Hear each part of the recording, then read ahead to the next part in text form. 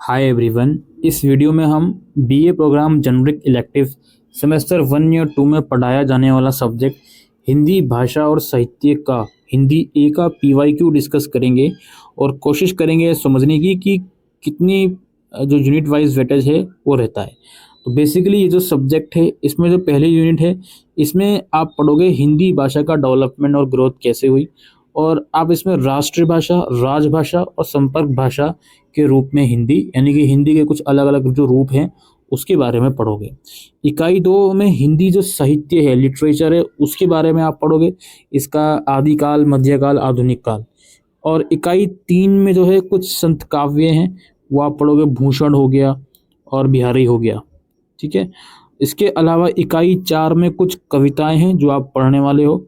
इसमें माखनलाल चतुर्वेदी की बेटी की विदाई, जयशंकर प्रसाद की हिमाद्री त्रिंग त्रिंग से और नागार्जुन की बादल को गिरते देखा है। तो ये तो इसका ब्रीफ सा सिलेबस है। अब let's move on to the question paper. तो क्वेश्चन पेपर दोस्तों इस प्रकार आएगा, 90 नंबर का आपका पेपर है। ठीक है। और इस पेपर में जितने भी क्वेश्चन हैं सभी अनिवार्य हैं, इंटरनल चॉइस जरूर क्वेश्चन में हो सकती है। तो देखिए पहला क्वेश्चन जो है इसमें सत्संग व्याख्या कीजिए। पहले क्वेश्चन के अंदर आपको कुछ दोहे वगैरह दिए गए होंगे, इनकी आपको व्याख्या करनी है और एक नहीं 3 दोहे होंगे इसमें। जैसे यहाँ क्वेश्चन नंबर 1 की हमारी शुरुआत होती है, इसमें इंटरनल चॉइस में एक क्वेश्चन है। ठीक है। का बेसिकली क्वेश्चन 1 जो है इसके ना 3 पार्ट हैं ABC करके। ठीक है। और इसमें हर पार्ट में इंटरनल चॉइस आपको देखने को मिलेगी, हर पार्ट में। ठीक। आपको क्या करना है, क्वेश्चन नंबर 1 का पहले ए पार्ट उठाना है, आपकी मर्जी है आप ये वाला करो या ये वाला करो। फिर बी पार्ट उठाना है, बी में भी इंटरनल चॉइस है, ये वाला करो या ये वाला करो। सिमिलरली सी में इंटरनल चॉइस है, ये वाला करो या ये वाला करो।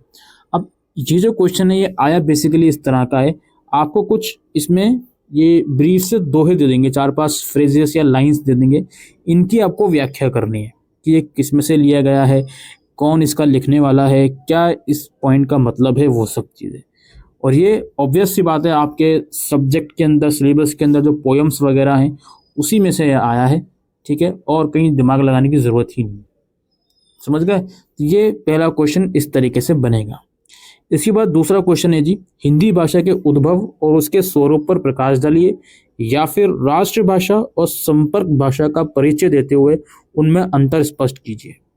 समझ गए। तो ये पहले यूनिट में से ऑब्वियसली क्वेश्चन आया है, एक हिंदी भाषा के रूप वाला क्वेश्चन आ गया और हिंदी भाषा के खुद ग्रोथ और डेवलपमेंट के ऊपर क्वेश्चन आ गया।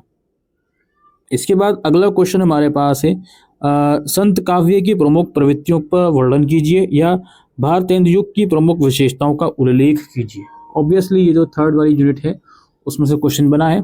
और फिर आपका है क्वेश्चन नंबर 4, बिहारी का काव्य गागर के सागर है स्पष्ट कीजिए, या फिर पाठ्यक्रम में संकलित रैदास के पदों का प्रतिपाद लिखिए।